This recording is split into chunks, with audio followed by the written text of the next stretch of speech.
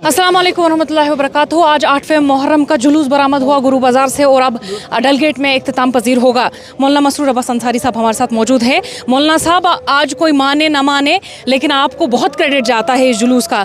आपने 34 साल आप लड़ते रहे अज़ादारों के साथ, अज़ादारों ने भी बहुत झेला लेकिन आप फ्रंट पे लड़ते थे। आज जब ये जुलूस रवां दवां होते हैं तो आपको कैसा लगता है? बार बार मैं आपसे ये सवाल पूछती हूँ, हर साल मैं पूछूंगी क्योंकि आपका बहुत क्रेडिट है इसमें। बिस्मिल्लाहिर्रहमानिर्रहीम।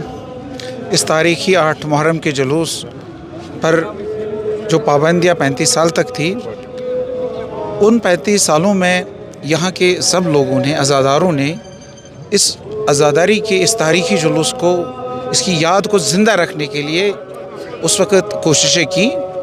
उनकी कोशिशें बराबर हुई, समरावर हुई।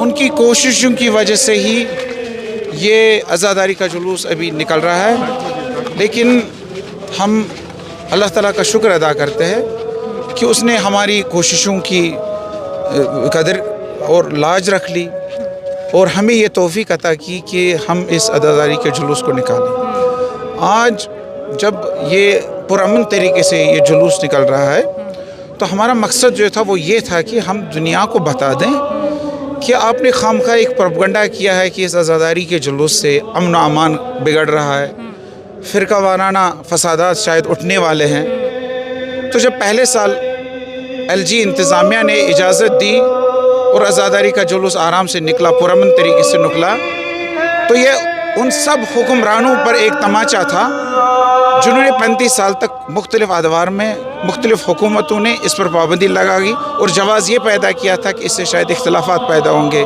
फ़िरका वाराना कशीदगी पैदा होगी। हमने ये साबित कर दिया।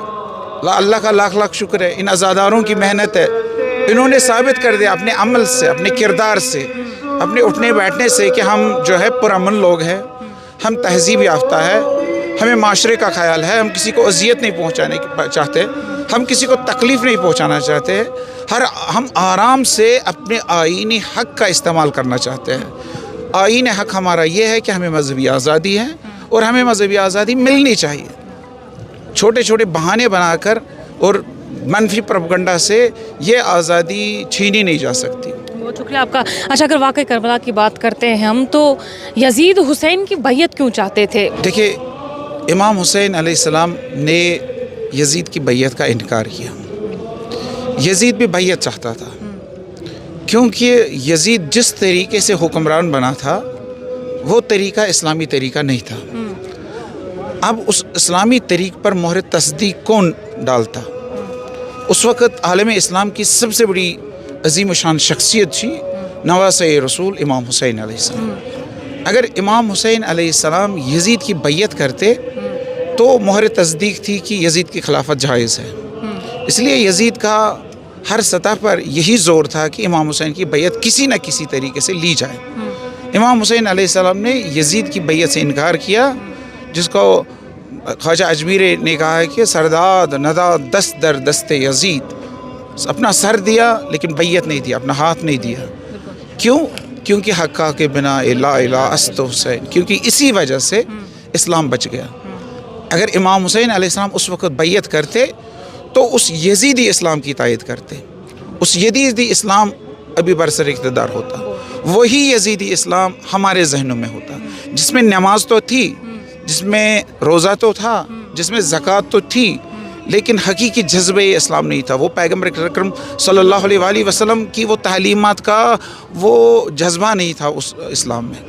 अच्छा, आपने एक खुतबे में जेंजी को लेकर कहा है कि जेंजी अब मज़हब से दूर होते जा रहे हैं। मुहर्रम भी एक मौका मिलता है उन्हें फिर खुदा से कनेक्ट होने का, दीन इस्लाम से कनेक्ट होने का। क्या मैसेज देना चाहेंगे? जी, ये दरअसल इस उम्मत पर अल्लाह ताला का तफज़्ज़ुल है कि ये उम्मत जो है ये मुख्तलिफ़ मौक़ों पर ऐसे दिन मनाती है जिनको अल्लाह ताला कुरान मजीद में अय्यामुल्लाह कहता है और अपने पैगम्बरों को कहता है कि अपनी अपनी उम्मतों को अय्यामुल्लाह याद दिलाओ, खुदा के दिन याद दिलाओ। खुदा का दिन जो है वो मीलादुन नबी भी हो सकता है, खुदा का दिन जो है वो जंग बदर भी हो सकता है, खुदा का दिन मुख्तलिफ, और खुदा का दिन जो है वो आशूरा भी है।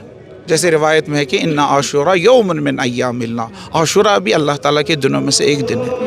اللہ تعالیٰ کے دن مطلب کیا ہے؟ جس میں اللہ تعالیٰ کی یاد کر کے، ان واقعات کو یاد کر کے ہم کوئی سبق حاصل کریں۔ 10 ذی الحج کا دن بھی ایام اللہ ہے، کیونکہ 10 ذی الحج کو ہم حضرت ابراہیم علیہ السلام اور حضرت اسماعیل کی قربانی یاد کر کے اپنے لیے ایک لائحہ عمل بناتے ہیں کہ حضرت ابراہیم نے اللہ تعالیٰ کی راہ میں اپنا بیٹا بھی قربان کرنا چاہا، تو میں کیوں نہیں اپنی چھوٹی سی چیز قربان کروں اسلام کے لیے، دین کے لیے، اخلاق کے لیے، اخلاقی اقدار کے لیے؟ تو وہ بھی ایام اللہ ہے۔ امام حسین علیہ السلام نے دین کے لیے اپنے بیٹوں کو فدا کیا، اپنی پورے خاندان کو داؤ پر لگا دیا۔ تو یہ ہمیں کیا سکھاتا ہے؟ یہ ہمیں یہ سکھاتا ہے کہ امام حسین علیہ السلام ایک الگو ہے، ایک ماڈل ہے، ایک سرمشق ہے جس کی ہمیں پیروی کرنی ہے۔ تو یہ سب سے زیادہ اثر انداز کس پر ہے؟ ہماری جن زڈ پر ہے اور ہمارے یوتھس پر ہے، کیونکہ امام حسین علیہ السلام کا اصلی مخاطب جو ہے وہ یہی جوان اور نوجوان ہیں۔ امام حسین علیہ السلام کے لشکر میں بھی اکثریت جوانوں کی تھی۔